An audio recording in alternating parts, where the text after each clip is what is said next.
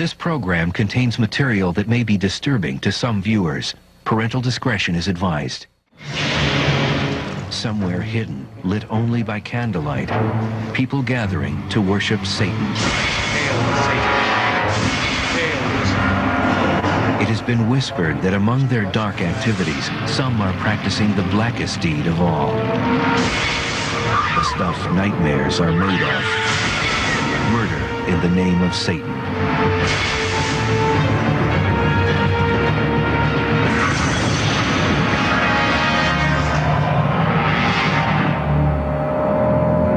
In recent years, there have been a number of bizarre murders with unusual circumstances. Some claim these deaths may be the aftermath of satanic rituals. There's a loose-knit network of cults, satanic cults, operating across this country. Some think it's the work of deranged individuals acting out their madness. It was the act of someone with a sick mind, with a mental illness, so to speak. Baffled, police from around the country have turned to specialists for help. Another word for cult, which we're going to see. Dr. Don Perlmutter is a ritualistic crimes expert who trains law enforcement officers to identify and solve these difficult cases. On a cold winter's morning, she was called to a crime scene in Philadelphia. A strangely mutilated body has been found in this rundown neighborhood. So this is the building? Yeah, this is it here. Lieutenant Joseph Mom has asked Dr. Perlmutter to help him deduce if the murder is a ritualistic crime. Every step takes them further from the street and deeper into the inner sanctum of the dilapidated building. Lieutenant Mom guides her through the treacherous rubble towards the site where the body was discovered. He was actually found right back behind, right back there. Finally, in the darkest part of the structure, they reach their destination. He's found in that corner right there.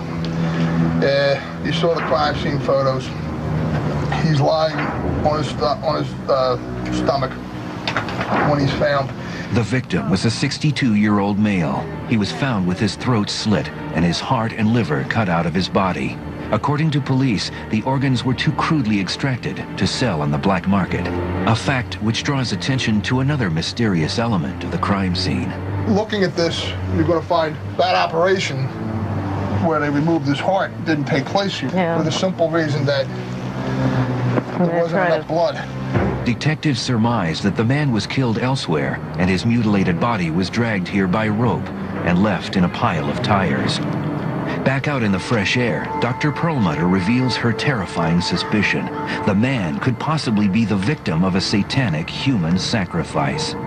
If a heart has been cut out, and if body organs have been cut out, and the blood is gone from a body, it's indicative of a ritualistic killing.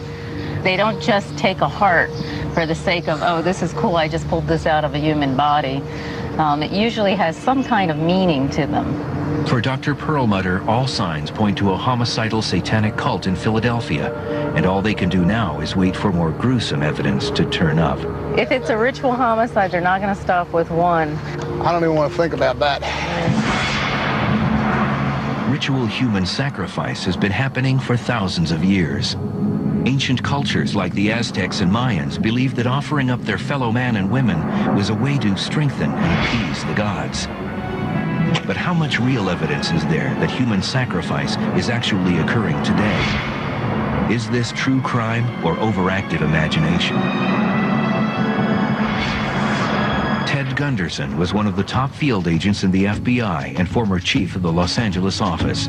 He says human sacrifice is real, and he believes satanic cults are responsible. He travels the country lecturing about the dangers of Satanism. People have heard about the satanic movement and they're curious. They don't know about ritual ceremonies. They don't know about human sacrifices. Gunderson claims he has undeniable proof to support his theory. In this safe, he keeps a piece of evidence which was entrusted to him years ago. People say there's no evidence of satanic human sacrifice. This is evidence that was given to me by an informant. His proof, a videotape containing footage of what he says is a satanic human sacrifice.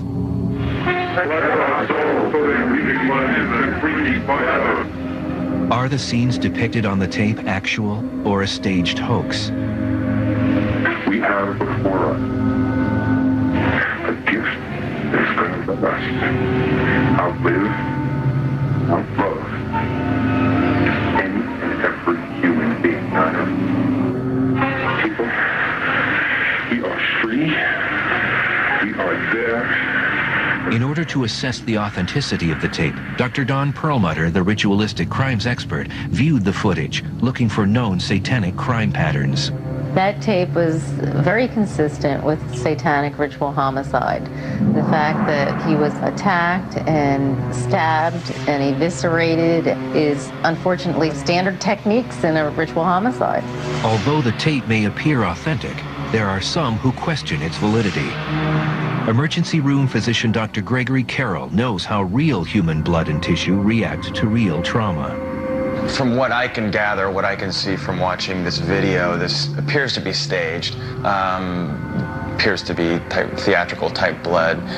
I think the kind of the way that the blood is being presented doesn't really hold up to what my experience is in life and trauma that I've seen. In satanic communities, there are many opinions about the reality of the practice of human sacrifice. This is a real satanic gathering in Long Beach, California. The Syndicate of 5 Points is in the midst of the satanic ritual. Hail Satan! Hail Satan! These self-styled Satanists are initiating a young man named Hiroki into their cult. We are here to open the path to our carnal nature. Do you, beast of the field, a being of flesh, proclaim yourself a Satanist? Yes. Do you reject all false knowledge and self-deceit? Yes. Do you live life for yourself and those you love? Yes. In whom do you place your trust? Syndicate of the 5 Points.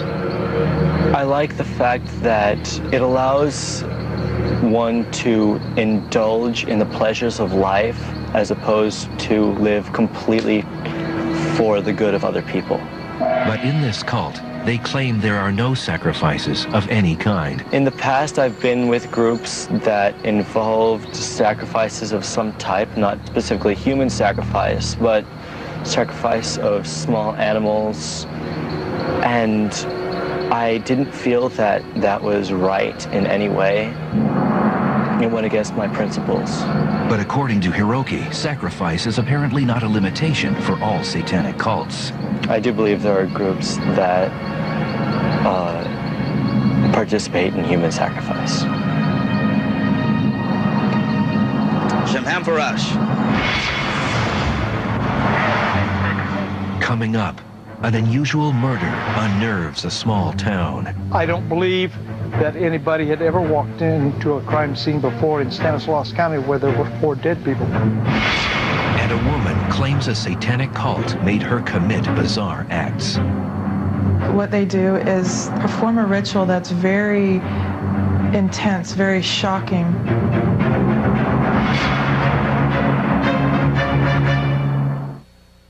911 emergency? Yes, ma'am. We were awakened by a loud noise and some eruption going on outside on Mason Street in Salida. You are listening to an actual 911 recording of a woman who may have just heard the sounds of satanic sacrifice. Can you tell me what you heard? Yeah, it sounded like he was being strangled or thrown up or I don't know. In the spring of 1990, according to police, 6 shadowy figures emerged from a car near Elm Street in Salida, California. Under cover of darkness, they crept toward a quiet house. Court documents state that 2 entered from the front, while the rest sneaked in around the back. A door opened to let 2 visitors in. Then the electricity was cut, and a back window was lifted to let the intruders climb through. Moments later, anguished screams roused the neighbors from their sleep.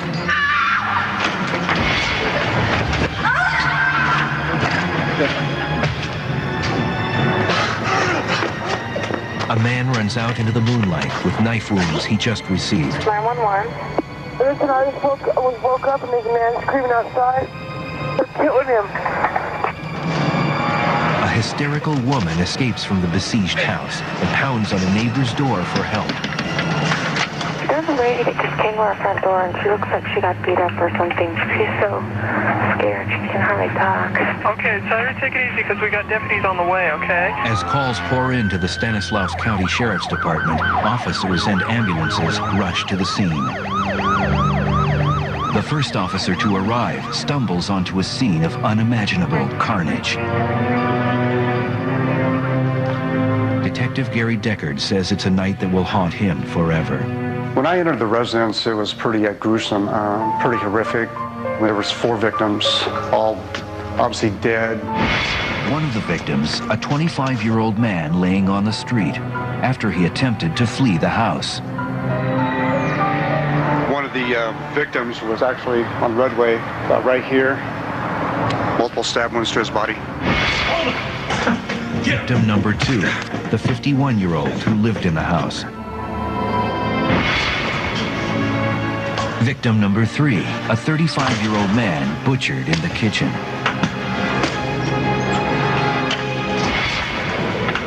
And victim number 4, a 23-year-old woman slaughtered in front of the refrigerator. It was an eerie feeling, very eerie, to see, death, so much of it, all in one little area.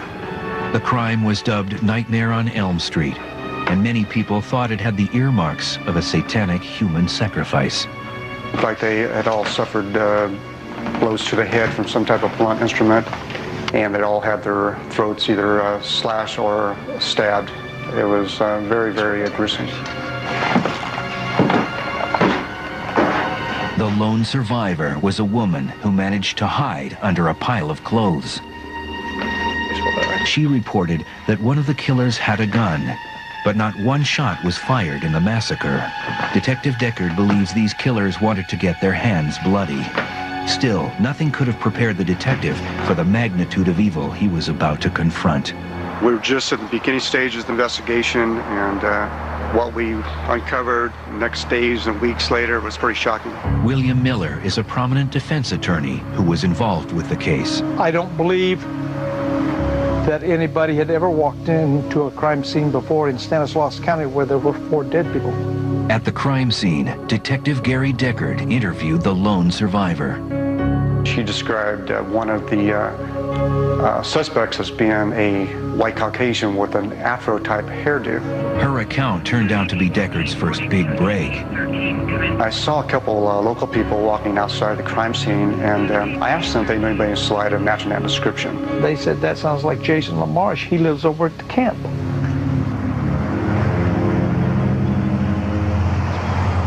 Jason LaMarche was linked to an old migrant workers camp just a mile away from the crime scene. The camp was home to Gerald Cruz, Ricky Vieira, and Dave Beck. This is what the locals refer to as the camp. This is where they resided at, in that little house right there at the end. Deckard's men nabbed Ricky Vieira first, and according to police, after several interviews, he confessed. He finally admitted to his participation in the murders. Vieira also confirmed that the other 3 suspects took part in the murders, along with Ron Willie and Melissa Missy Evans. Detective Deckard and his officers swiftly arrested all 6 suspects. During his conversations with Vieira, Deckard verified his suspicions that this was no ordinary gang of thugs. It's one of these interviews that you'll always remember the rest of your life. He told me that he in fact did kill her. And when he described that to me, he actually did it in a chuckle. Ricky had these eyes like a Charlie Manson look, like he was so removed from reality. The comparison to Charles Manson couldn't be confined to just Vieira's shifty look. A little over 20 years earlier, Manson led his cult of followers to commit a brutal ritual murder of their own. Vieira's testimony seemed to support the feelings of many in the community that his gang was actually a homicidal cult. The leader of this cult was 28-year-old Gerald Cruz. He had a natural flair for human psychology. He understood what made people tick. That was rather obvious because he took people and could mold them to his will. He would find people that was low self-esteem, possibly homeless. He'd bring them into his little group, and once they were there, he controlled them. He was a control freak. According to William Miller, several years earlier, Cruz had formed a self-styled cult, which he named the Order of the Lion. Everybody that was a member of the Order of the Lion then signed the book and put a thumbprint beside their name in blood. If I recall, there were at least a dozen names in the book. While searching Cruz's cabin, investigators will soon make a shocking discovery.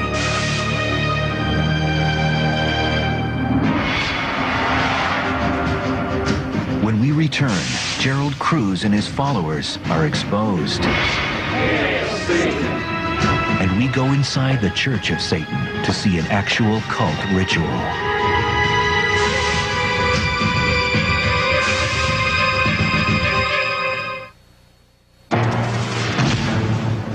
The residents of a tiny Northern California town were shocked when 4 people were killed one night. Cult members' diaries were found by the police at the home of Gerald Cruz, the prime suspect in the case. According to police and court documents, the diaries detailed rituals and evil plans. Like most self-styled Satanists, Cruz combined the traditional satanic rituals he learned in books with his own creations. The most chilling entry in any of the diaries concerned Gerald Cruz's opinion of human sacrifice. Gerald Cruz wrote in his diary that one of the most cleansing rituals that could be performed was the sacrifice of a newborn baby. Some believe that those who sacrifice humans do it to gain favor with Satan, who supposedly will give them long life in return. For Cruz and his Order of the Lion, was the murder of the 4 people on Elm Street a brutal crime spree, or was there evidence it went further and was also a ritual sacrifice? Sheriff Richard Brashears, who investigated the murders, noted that certain aspects of the case didn't fit the typical satanic profile.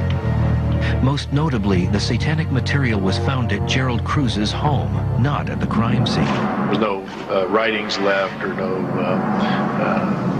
diagrams or anything like that that was left in the home that would be a signature of a satanic or ritualistic killing.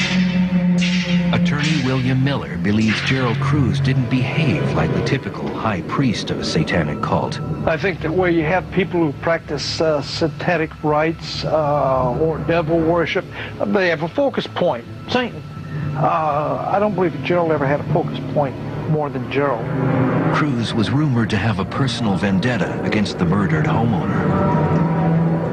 Some conflict over Missy and the affections and who she was seeing and who she had been seeing. But if the homeowner was the only one the cult was out to kill, why were there 3 other victims? There was no real explanation why they were killed so brutally, other than Gerald Cruz did not want any survivors.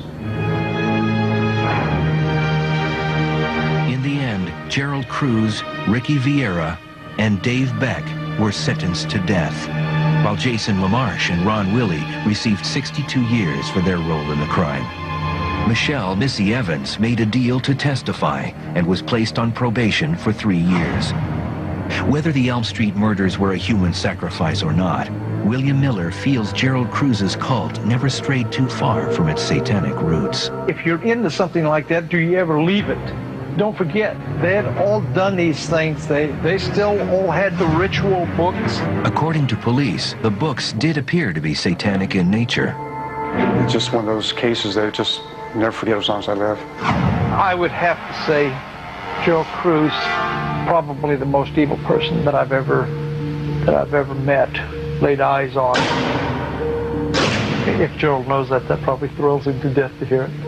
Gerald Cruz isn't talking, so perhaps we'll never know if the bloody massacre was a gift to Satan or the acts of a madman with a following. Some experts think Gerald Cruz loosely based his cult on his interpretation of satanic teachings. But members of the Church of Satan claim that people like Cruz are giving real Satanists a bad rap. Hail Satan. Hail Satan. In a ritual ceremony, they gather and place a young woman on an altar to worship Satan and represent man's carnal desires. In the name of Satan, the ruler of the earth and the king of the world, I command the forces of darkness to bestow their infernal powers upon me. Our God is not a guy hanging on a cross, dying. Our God is someone who is beaten down, who has been cast down by the most powerful being in the universe, presumably, and still can stand up and continue to fight. That's a very human hero, and that's our hero. Blanche Barton is a magistra in the Church of Satan. She was given the title by a council of 9 who lead the church for her accomplishments in spreading the word of Satan. Blanche was the longtime companion of Anton LaVey, late founder of the Church of Satan, the first modern organized satanic church. Known as the Black Pope, LaVey was the author of the seminal Satanist creed, the Satanic Bible. Now, Barton has dedicated her life to carrying on LaVey's libertine lifestyle.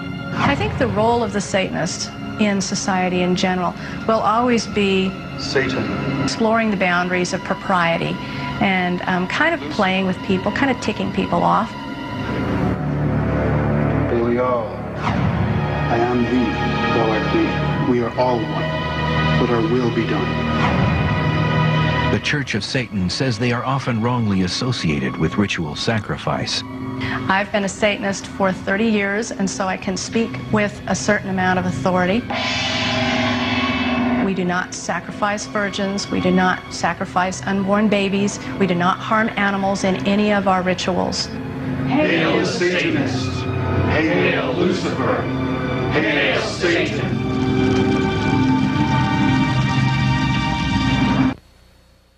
This program contains material that may be disturbing to some viewers. Parental discretion is advised. Ted Gunderson, the former FBI agent who has spent his life researching ritual human sacrifice, insists that murder is the very foundation of Satanism. As evidence, he points to famed English occultist Aleister Crowley's book, Magic and Theory in Practice. And here's what he says in his book. For the highest spiritual working, one must accordingly choose the victim which contains the greatest and purest force. A male child of perfect innocence and high intelligence is the most satisfactory and suitable victim. This is in their literature. Gunderson says that children are the primary victims of satanic cults. I receive hundreds of letters, hundreds of phone calls. I have talked to hundreds of what we call satanic ritual abuse survivors. Ted Gunderson has traveled across the country to interview a survivor named Sharon, who has a staggering story. I want to talk to Sharon now because she remembers a lot more details about the cult. Sharon is an artist who claims she recently escaped from a traditional satanic cult. Ted has learned that Sharon was inducted into the cult at a very young age. Hi. Hey. How are you doing? Good. Let's start with how they control people. How they control people is they bring the children in very small and they put them on an altar and they give them a different name, like a new name, and then they would tell them, you're asleep, this isn't really happening to you, while they're performing the evil satanic ritual on their body or their mind. Sharon vividly recalls her own induction ceremony. One of the leaders chopped off the head of this black goat, and then he picked it up by the top of the head, and he was like sprinkling the goat so the blood would drip all over my body. And they were saying, Lucifer is Lord. Lord. Lucifer is Lord. Sharon tells Ted Gunderson that she had repressed all knowledge of these memories until one traumatic day 6 years ago. I prayed one day and I just said, God, what is wrong with me? I want to know. I'm ready to see it. Show me. Images from her disturbing thoughts began to appear in her artwork. I would do a piece of art and then later it would pop out and I'd go, oh my gosh, that was the ritual. Gunderson convinces Sharon to join him on the long drive back home to face the trauma of her youth. She brings Ted here to a remote forest area where she claims the satanic cult performed many ceremonies at night. In the rituals at night, I saw the most frightening thing, these three men standing in these black suits and waiting for me. And they were programming me and saying, you aren't going to remember any of this. You're at the beach, you're in the water, everything's peaceful. Next, Sharon leads Ted deeper in the forest to a place where she says she was taken by cult members many times. It's like right up there.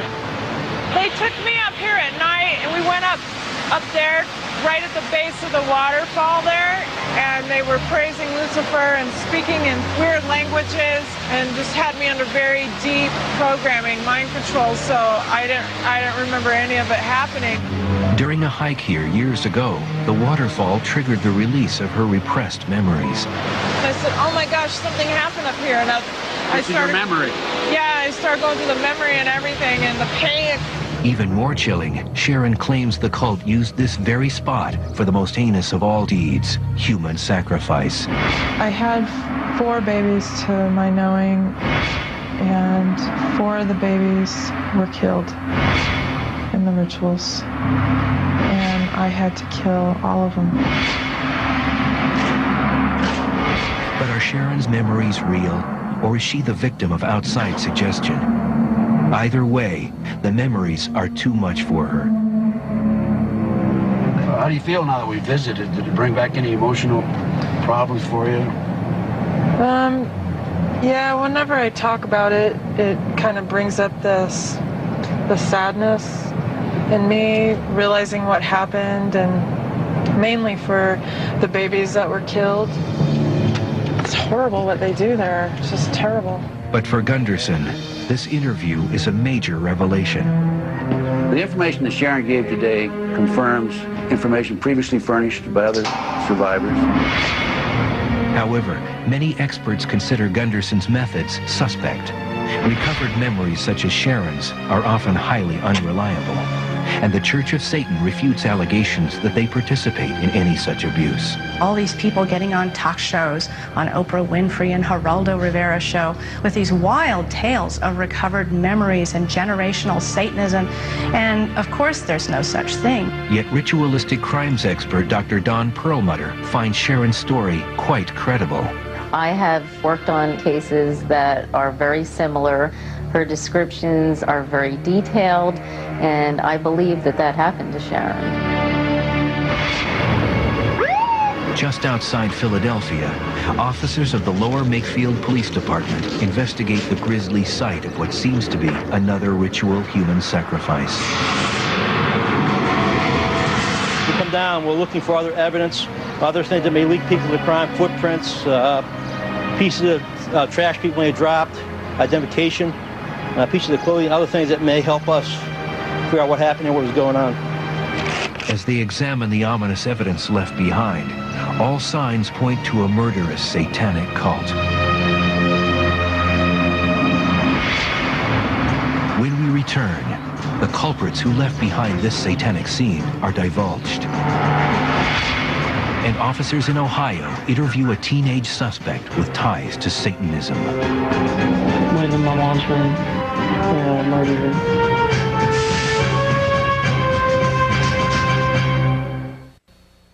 This program contains material that may be disturbing to some viewers. Parental discretion is advised.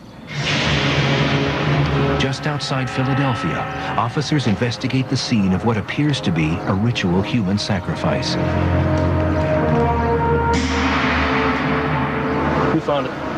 A fisherman was down there fishing by the water and happened to come across it as he was working his way down the river.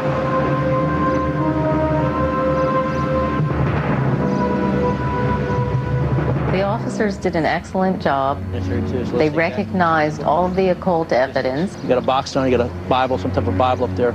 We'll say maybe Satanic. We have 3 books on top of each other. The top one has no name on it.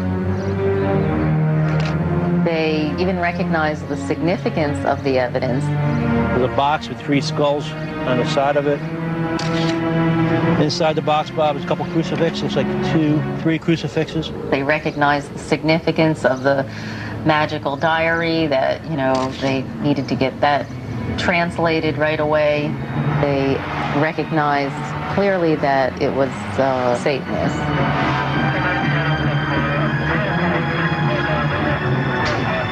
But this is not a real satanic crime scene.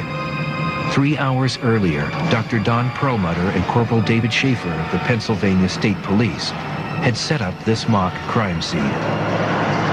It's important for police to know how to investigate these types of crime scenes because it's starting to occur much more frequently. Dr. Perlmutter wants the officers to be aware of what a satanic crime scene looks like and what kind of occult evidence might be found at such a scene. The scenario: a group of Satanists had just finished sacrificing a young girl when they were suddenly interrupted. Forced to flee in a hurry, they left behind most of their ritual items. Before the officers arrive, she begins setup of the fake scene, starting with the altar. This is the chalice.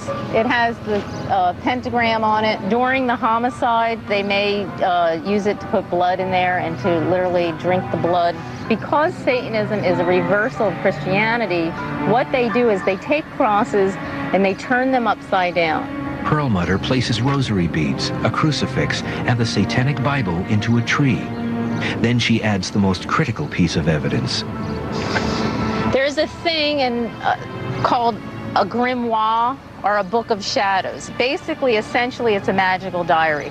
This is the best kind of evidence you could ever find, because if they murdered people, they wrote it down here. And finally, human teeth. Because of the nature of the ritual and the nature of what they believe in, the longer they harm someone and the longer they prolong it, it gives them more power. One of the ways you torture someone is to knock their teeth out, pull their teeth out. So I actually have, you know, real teeth that I'm going to put at the scene. After scattering simulated body parts, the preparation is complete. Dr. Perlmutter's trainer helped us identifying the type of crime scene it was. So far, a satanic human sacrifice hasn't happened in this area. But thanks to Dr. Perlmutter's training, these officers will be prepared if it ever does. Perlmutter's theory that homicide detectives need to know how to recognize a satanic crime scene was proven all too true in Bel Air, Ohio in 1995. Sheriff Tom McCord and his deputies are summoned to a local residence when a teenage son comes home to discover his parents had been brutally murdered. This real footage shows what one of McCord's deputies videotaped.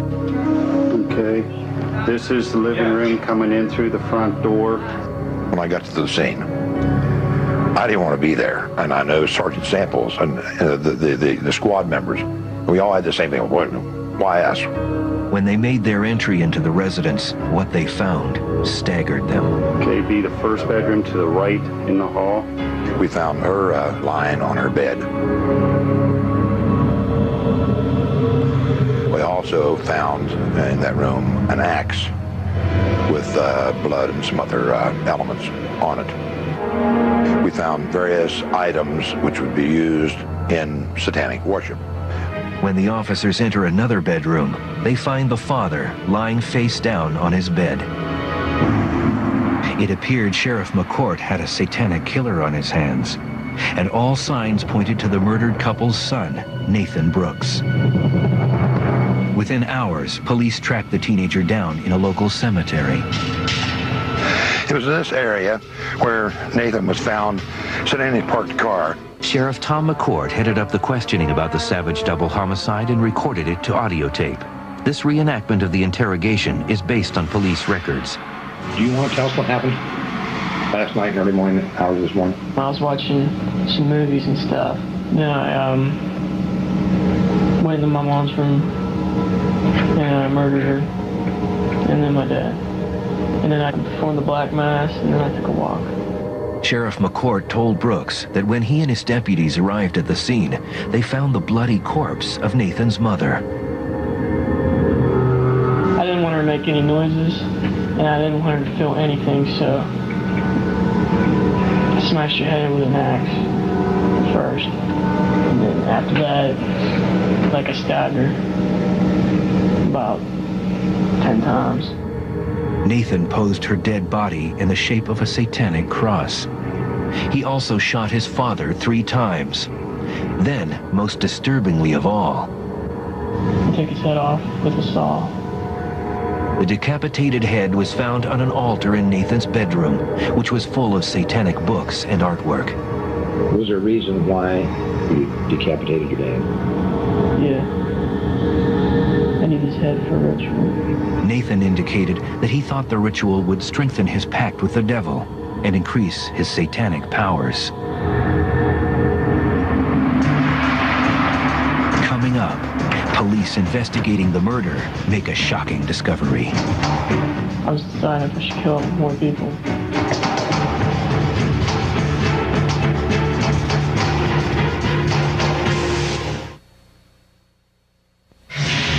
17-year-old Nathan Brooks confessed to murdering his parents and claimed he had a pact with the devil.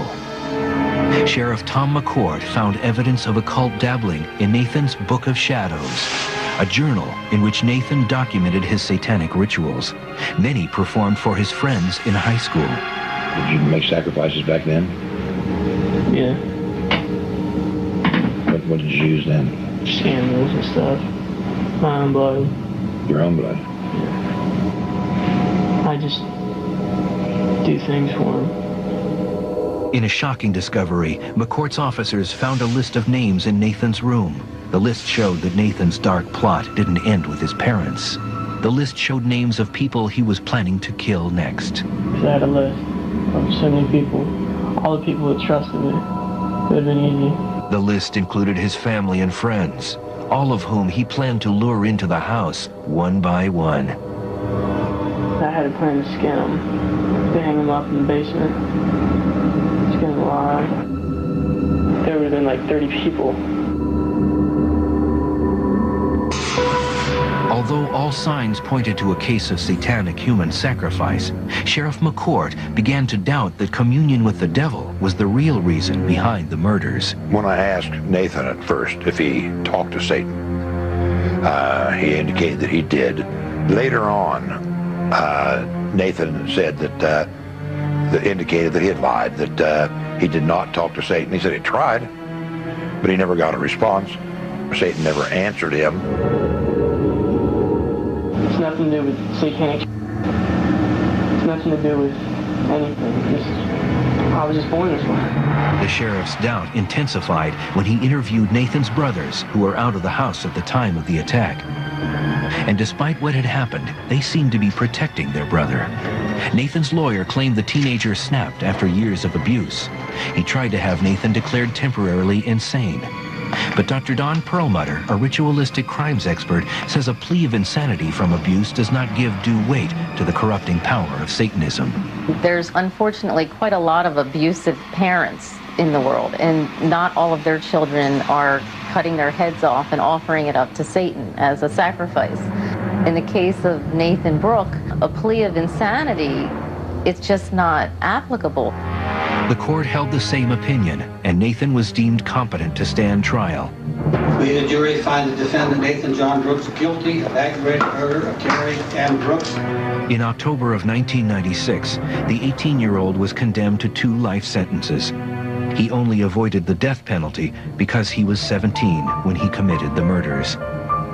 Yet the question remains, did Brooks use Satanism as a scapegoat for his vengeful rage after years of abuse? It was later discovered that Mr. Brooks at times had a temper.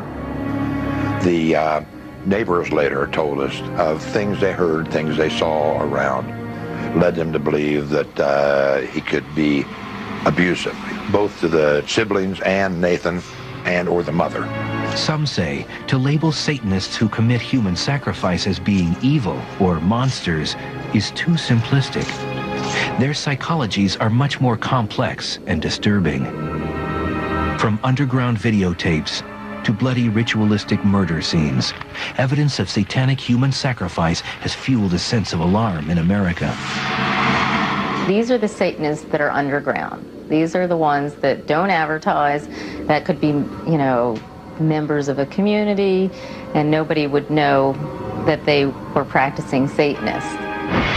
Even some satanic church members admit there might be more than meets the eye, and underground satanic groups may cross the line. I do believe there are groups that